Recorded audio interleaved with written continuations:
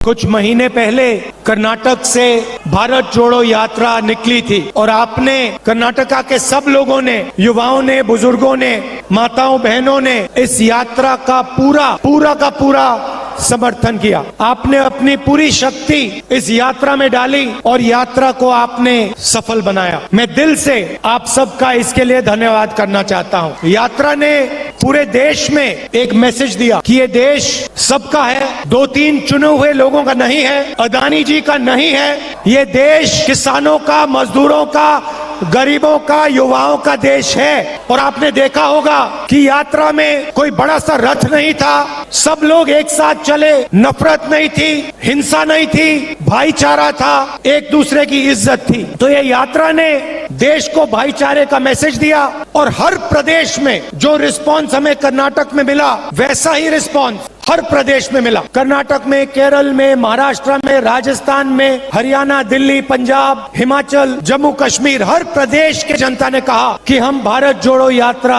के साथ मिलना चाहते हैं, हम एक साथ मोहब्बत से रहना चाहते हैं, हम नफरत नहीं चाहते हैं। लाखों लोगों ने नफरत के बाजार में मोहब्बत की दुकानें खोली और यही हमारा हिंदुस्तान है। यात्रा में बहुत लोगों से बात हुई। कर्नाटक के युवाओं ने हमें 2-3 मैसेज दिए और मैं आज इस स्टेज से वो मैसेज दोहराना चाहता हूँ। सबसे पहले युवाओं ने कहा कि इस प्रदेश में युवाओं को रोजगार नहीं मिल सकता। चाहे कोई भी डिग्री ले लो, किसी भी कॉलेज में पढ़ के निकल लो, कर्नाटक की सरकार कर्नाटक में युवाओं को रोजगार नहीं दे पा रही है। ये पहला मैसेज था और ये सिर्फ एक युवा ने नहीं कहा, ये कर्नाटक के लाखों युवाओं ने हर रोज मैसेज दिया। दूसरा मैसेज सिर्फ युवाओं ने नहीं, सब लोगों ने कहा कि कर्नाटक की सरकार देश में सबसे भ्रष्ट सरकार है, 40% की सरकार है और इस सरकार में अगर कुछ भी करवाना हो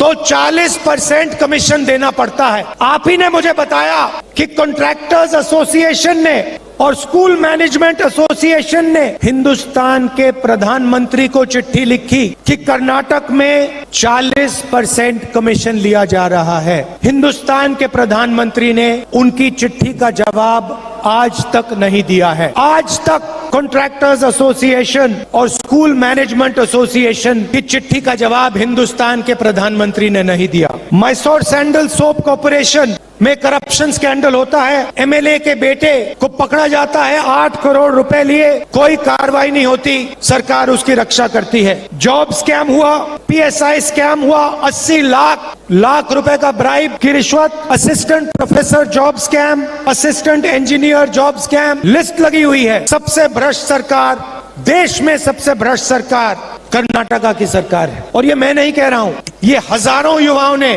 कर्नाटका की सड़कों पे भारत जोड़ो यात्रा के समय मुझे बताया है। भ्रष्टाचार क्यों हो रहा है? क्योंकि पूरा का पूरा फायदा चुने हुए लोगों को, 2-3 लोगों को होता है। दिल्ली में पार्लियामेंट हाउस में मैंने अदानी जी के बारे में भाषण दिया कि हिंदुस्तान में सारे के सारे बिजनेस, सारी की सारी इंडस्ट्रीज उनके हवाले की जा रही हैं, उनको दी जा रही हैं। चाहे वो एयरपोर्ट हो, पोर्ट्स हो, सड़कें हो, सारी की सारी चीजें अदानी जी को दी जा रही हैं। और यही यहाँ हो रहा है। चुने हुए लोगों को, जो बीजेपी की सरकार के मित्र हैं, जिनका रिश्ता है, पूरा का पूरा फायदा उनको दिया जाता है और इसके कारण प्रदेश में जबरदस्त भ्रष्टाचार बढ़ रहा है। मैंने कहा कि युवाओं ने मैसेज दिया था कि उनको रोजगार नहीं मिलता, तो आज कांग्रेस पार्टी ने उन सब युवाओं को जवाब दिया है। जवाब क्या दिया कि 3,000 रुपए हर महीने हर ग्रेजुएट को 2 साल के लिए कांग्रेस पार्टी देगी। 1,500 रुपए हर महीने डिप्लोमा होल्डर्स को 2 साल के लिए देगी। क्योंकि हम आपकी कठिनाई समझते हैं, आपकी मुश्किल समझते हैं। हम जानते हैं कि बीजेपी की सरकार आपको रोजगार नहीं दे पा रही है, आपको कष्ट हो रहा है, आपको मुश्किल हो रही है, इसीलिए हमने ये आपके लिए कदम उठाया है। 3,000 रुपए हर महीने ग्रेजुएट्स के लिए, 1,500 रुपए हर महीने डिप्लोमा होल्डर्स के लिए, 2 साल के लिए। और हम वहां नहीं रुकेंगे। 10 लाख युवाओं को कांग्रेस पार्टी की सरकार 5 साल के अंदर इस स्टेट में रोजगार दिखा के देगी और 2.5 लाख जो सरकारी वैकेंसीज हैं उनको हम पूरा करके भर के कर्नाटक के युवाओं को दिलवाएंगे। यात्रा में महिलाओं ने अपनी कठिनाइयों के बारे में बोला।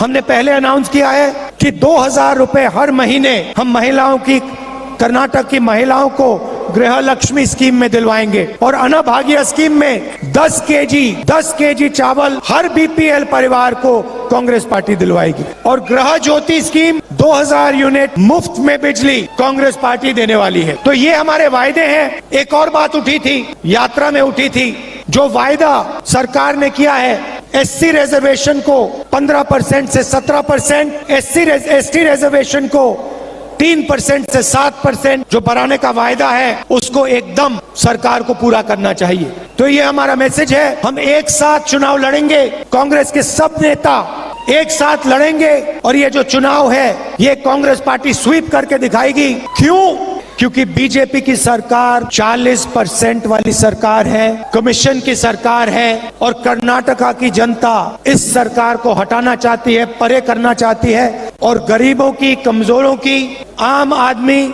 छोटे व्यापारियों की सरकार बनाना चाहती है। मैंने कहा है, कर्नाटक के नेताओं से कहा है, कर्नाटक के चुनाव में जहां भी मेरी जरूरत पड़ेगी, जिस डिस्ट्रिक्ट में आप चाहते हो मैं जाने को तैयार हूं। बीजेपी को हम मिलके हराएंगे, भारी बहुमत से कांग्रेस पार्टी को यहां चुनाव जिताएंगे। आप सबका दिल से बहुत बहुत धन्यवाद। नमस्कार, जय हिंद। मिलेट टाइम्स को आपकी जरूरत है, हमारी आप माली मदद करें।